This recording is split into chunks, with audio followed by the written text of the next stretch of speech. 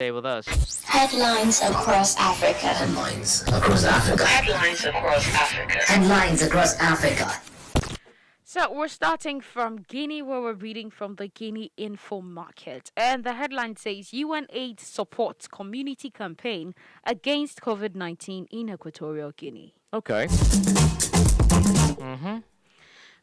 Interesting stories. Right. It's always good when people are supporting each other. So we have the government of Equatorial Guinea that has launched a new community campaign against COVID-19 with the support of UNAIDS. Right. Now, UNAIDS Country Office for Equatorial Guinea has been supporting the country's government since the start of the COVID-19 pandemic.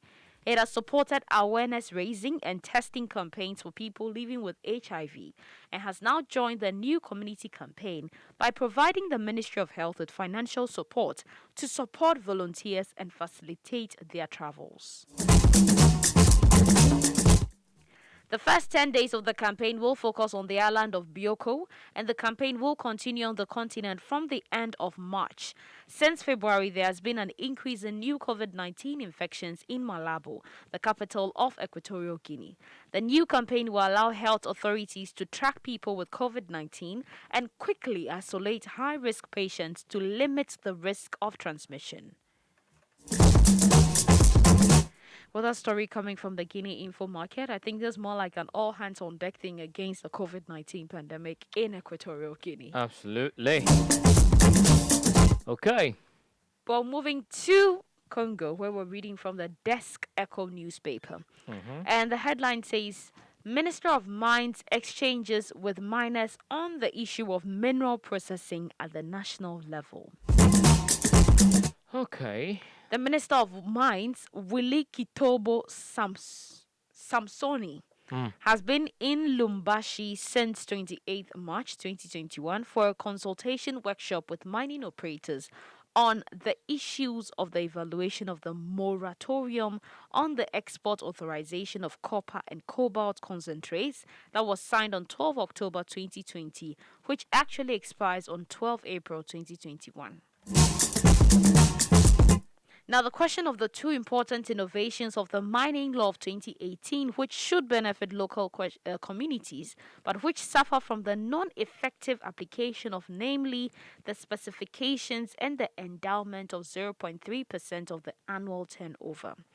In addition to the miners, the provincial mining ministers of Nangono, Katanga, and Lualaba delegates from the FEC Chamber of Mines, civil society organizations, technical and financial partners, and other actors involved in community development take part in these meetings that was held at the Pullman Hotel Caravia in Lubumbashi. In his words, the boss of mines insisted on 2 points. The vision of the head of state in the mining sector is to develop it by maintaining a permanent dialogue with all stakeholders to ensure a calm and optimal business climate. The need to reflect together on these issues that have become sensitive in recent years in order to find suitable solutions beneficial to all parties involved in the mining sector. Well, the workshop continued with exchanges followed by presentations on technologies that enable the on-site processing of sulfides. The first is the one already industrialized by the modern LCS pyrometallurgical plant in Kolwezi, which produces copper blisters with more than 99%. Another method is hydrometallurgical technology using the lixiviation of sulfides tested in vat leaching by the research laboratories CRES and Metal Group. Okay. Technical story coming from the Desk Echo newspaper. I know, right? Technicalities involved in there. But yeah, moving on to... I think whatever they're doing with the mining, processing it is good. Not just exporting the raw materials or processing the raw materials, whatever they mine, the minerals and all that. It's a good thing. And I hope they can work to create industries that actually would move onto the next stage. I mean, that's the whole... I believe that's the whole idea, being able to process raw materials here even before exportations and everything. So yeah, I mean, it doesn't matter the technicalities and the big languages and the scientific terminologies and everything. What matters is for it to work. We need to see it manifest. Okay. Well, finally going to South Africa, we're reading from the Times Live newspaper, and they have interesting headlines. All right, hit us up with it. Fly Safari offloads unruly passenger for refusing to wear mask. What? That's serious. The picture on the front page is interesting. Literally, it keeps with the description, the headlines. Right. Well, an irate passenger who allegedly refused to wear a face mask was escorted off a Fly Safari flight preparing to depart from Cape Town International Airport on Tuesday. Fly Safari confirmed the incident on flight FA201, which was due to depart for Johannesburg at 8:50 a.m. We regret to confirm there was an incident involving an unruly passenger who was escorted off one of our flights this morning. This was said by the Fly Safari Chief Marketing Officer, Kebby Gordon. Now, videos taken by passengers on the aircraft showed the man launching into a tirade and pointing his finger at other passengers and the cabin crew. Now, other male passengers tried to intervene and calm him, placing themselves between him and the cabin crew.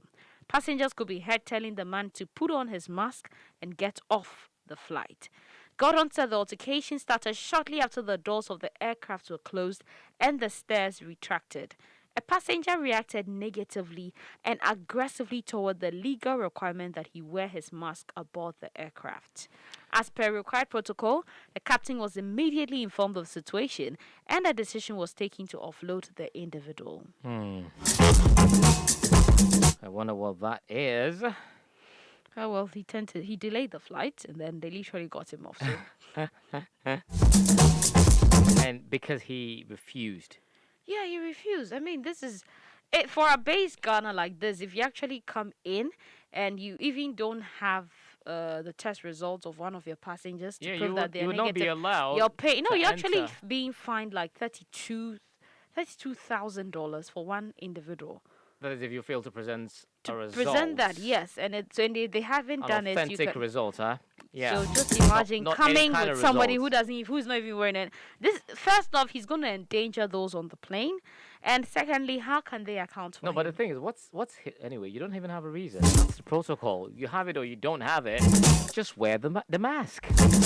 Okay, that's all we have. That's all. They got him off. That's it. Great.